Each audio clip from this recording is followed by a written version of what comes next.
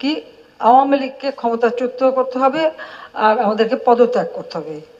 আমার প্রশ্ন, জাতির কাছে প্রশ্ন, কি অপরাধ আমাদের? আমরা কি অপরাধটা করেছি?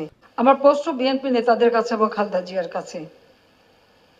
আজকে তত্ত্বাবধায়ক সরকারের জন্য তারা আন্দোলন করে। আমরা 90-এর দশকে আন্দোলন করেছি যে সেখানে নির্বাচন যে অবাধ নিরপেক্ষ করার জন্য একটা তত্ত্বাবধায়ক সরকার এই ব্যবস্থাটা রাখা হোক।